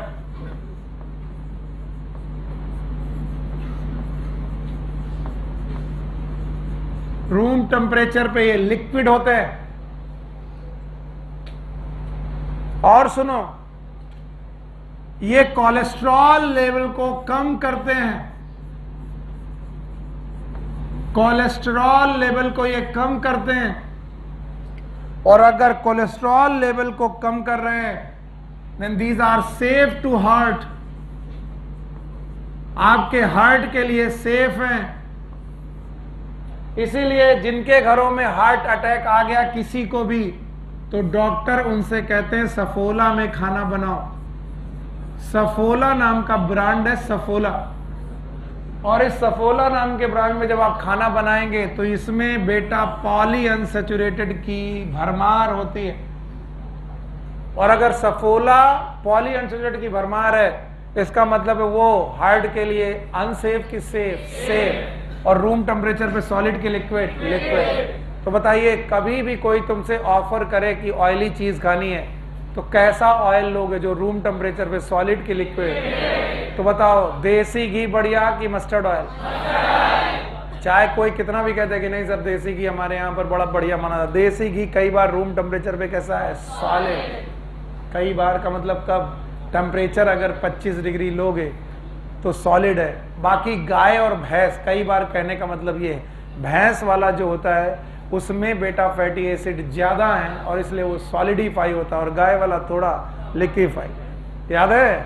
इसलिए भैंस वाला तो आप बिल्कुल अवॉइड करिए, बिल्कुल अवॉइड करिए। आप कहोगे अच्छा पढ़ा रहे हो सर, गांव में पढ़ाया जाता देसी घी खाओगे तो बॉडी बनेगी, और ये बता रहे देसी घी कम खाओ।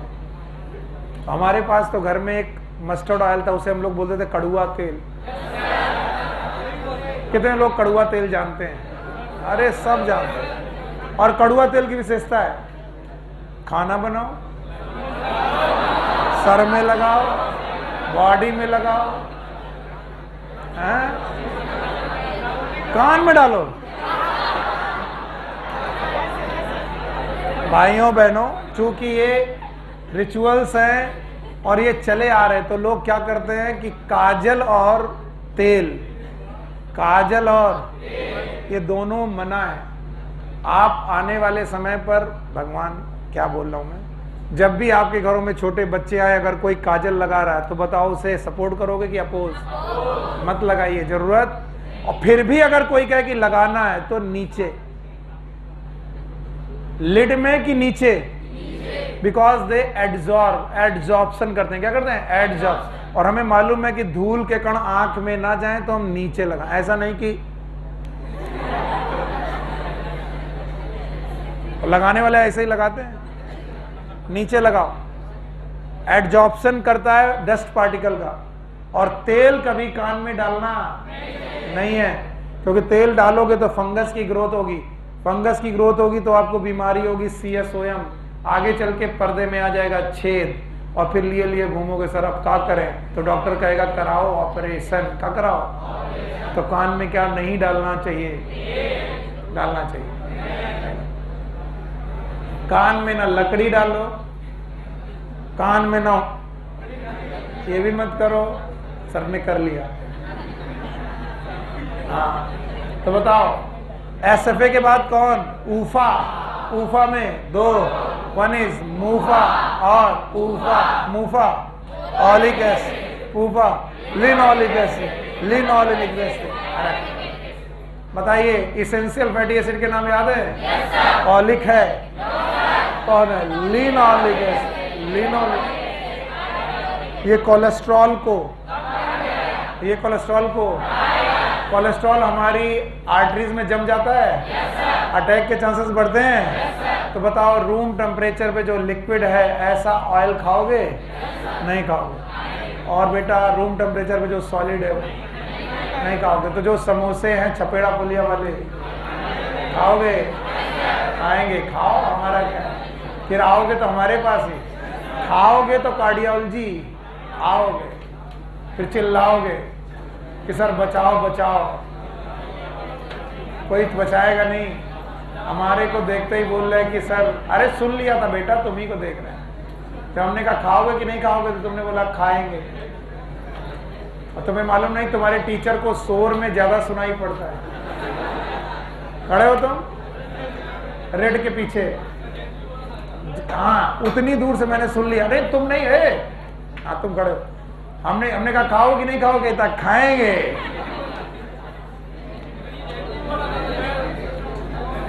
आगे पढ़ो,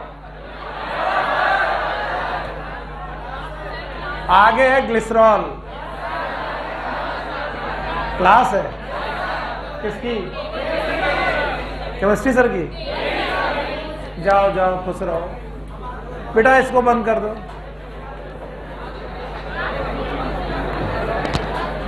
शाम को 6 बजे आज का टॉपिक है कैंसर। पिछला टॉपिक क्या था?